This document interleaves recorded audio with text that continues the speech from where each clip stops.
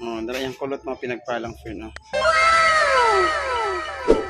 Hello mga pinagpalang friends. Welcome back sa akong channel. So this is Herman Halavas TV.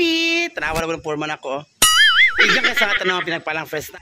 So naatay client karon. First time ko mag-vlog mga pinagpalang friend na isang male. Atong ikulot mga pinagpalang friend karon akong client.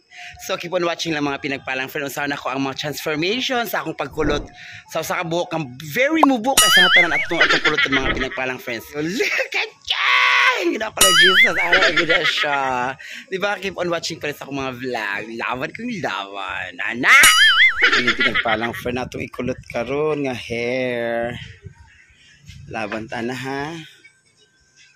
So tanaw itong transformation ani later mga pinagpalang friend.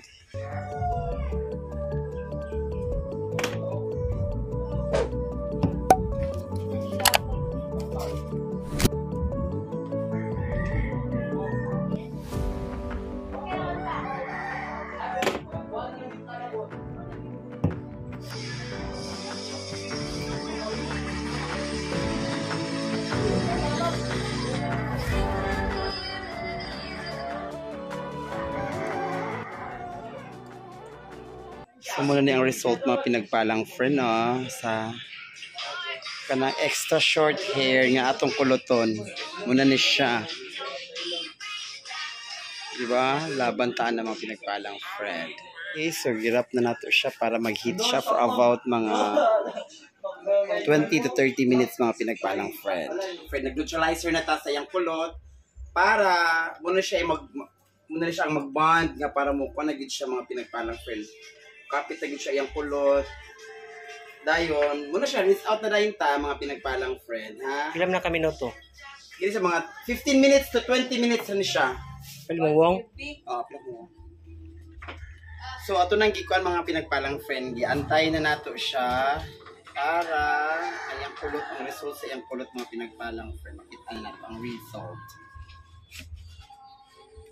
Muna ni siya ang result sa iyang kulot mga pinagpalang friend. Hindi ka kabalo.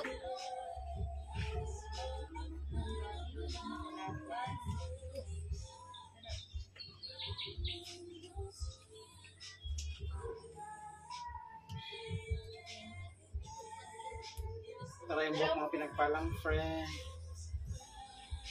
Halang ka. Grabe na skipit. As pa na Tara ang pinagpalang friend, oh. Pak! Hello! Nara siya ang result sa iyang very kulotizam. Laban. Kulot kayo siya mga pinagpalang friend. Laban. Oh, dala yung kulot mga pinagpalang friend, oh.